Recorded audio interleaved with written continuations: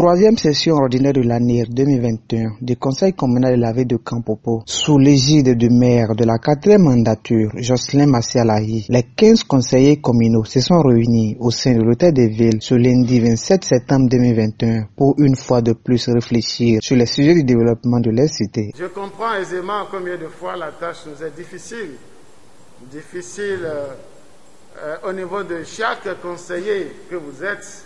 Et je mesure également le sacrifice que chacun de vous essaie de déployer depuis juin 2019 à ce jour. C'est aussi vrai que nous ne sommes pas encore à la fin de nos sacrifices. Alors c'est dire que nous devons une fois encore nous armer de courage, nous doper le moral et affronter également ce défi de développement que nous avons en face de nous pour assurer le bien-être de la communauté.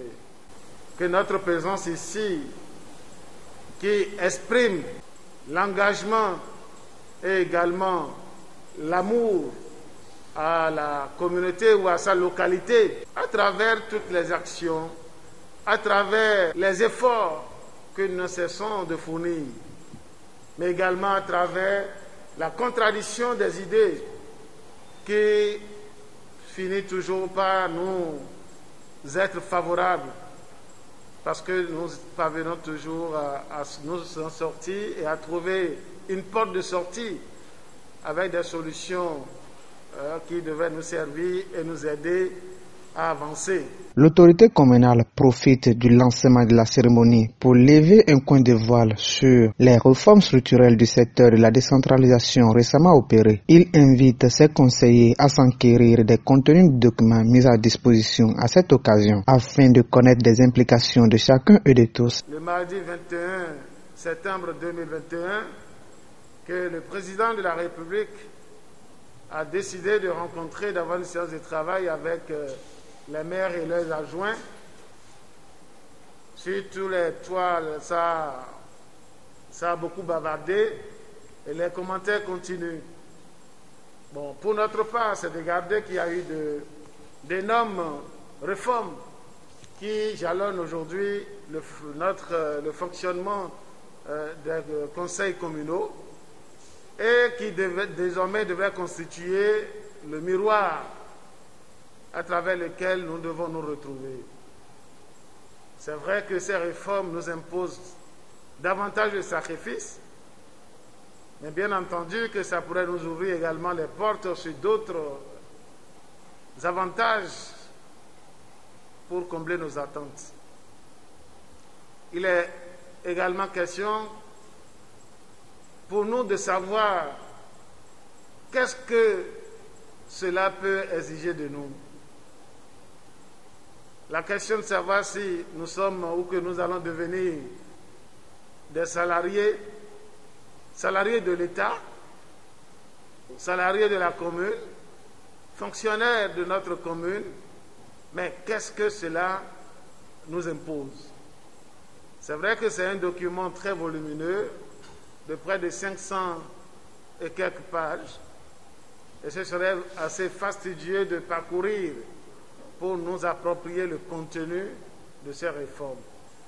Alors, j'aurais appris quelque part qu'il y a des volontaires qui travaillent juste pour en faire un résumé, surtout sur les points saillants qui devaient régir le fonctionnement du conseil communal et qui doit prendre en compte toutes les réformes et tous les points touchés par ces réformes. Je crois bien qu'en son temps, nous allons œuvrer pour avoir copie, pour que chacun de nous puisse l'approprier. L'essentiel, c'est de garder que c'est des réformes à travers lesquelles des conditions se créent, à travers lesquelles des obligations naissent, à travers lesquelles des devoirs viennent également se greffer aux devoirs que nous avons par le passé.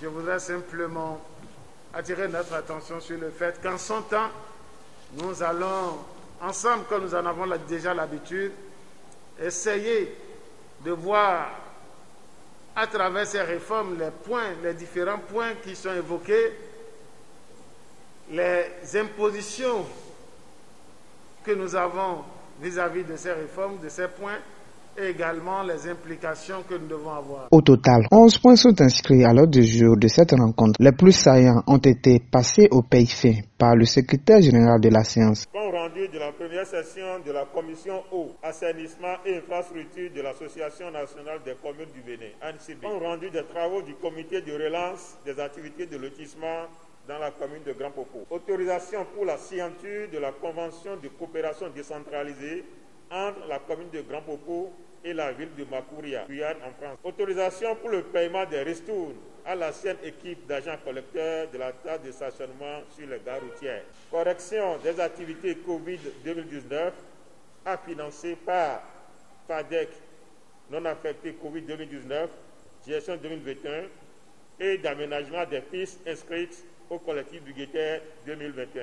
Étude et adoption du rapport de la Commission des affaires financières et économiques relative à la demande de partenariat de l'Association des guides voyageurs du Bénin de M. Clément Atao. Étude et adoption du rapport de la Commission des affaires sociales et culturelles, CASC, relative à la demande d'autorisation d'installation du Centre africain de recherche et d'exploration des savoirs CARES par l'ONG Cométra international du Dr Éric Bodos. Étude et adoption du rapport de la Commission des affaires domaniales et environnementales CAD relative à ce niveau nous avons deux dossiers. Le premier concerne la demande d'autorisation d'achat de 49 hectares 42A 12 centières de domaine pour la création d'une ferme agro-pastorale dans la commune de Grand Popo par M. Romuald Tos. Et le deuxième dossier concerne la demande d'affirmation de convention de vente d'un domaine de 8 hectares 6A 82 centières 6A BAA Béhoué par M. Arnaud Segla. Affectation d'un domaine de 500 m² dans la réserve administrative de la mairie, parcelle D du lot 16-10 de la réserve administrative du lotissement de Ilakondi au comité frontalier de lutte contre le sida, CFLS. Et enfin, 11, mise à disposition d'un domaine de 1000 m² au ministère de l'économie et des finances pour la construction des bureaux du RAI de Grand Popo, portion ancienne place Novicha, réserve administrative du lotissement de Nouvelle-Ville Grand Popo. Cette feuille de route de la rencontre a bénéficié des amendements et apports des conseillers avant d'être approuvée à l'unanimité. Il faut préciser que cette session durera 3 jours, à l'issue desquels un apport sera présenté, lequel permettra à coup sûr aux représentants de la commune de Grand Popo d'apporter leur pierre à l'édifice dans le processus de développement réel de leur localité sous le leadership de l'élu communal Jocelyn Maciel Ahi.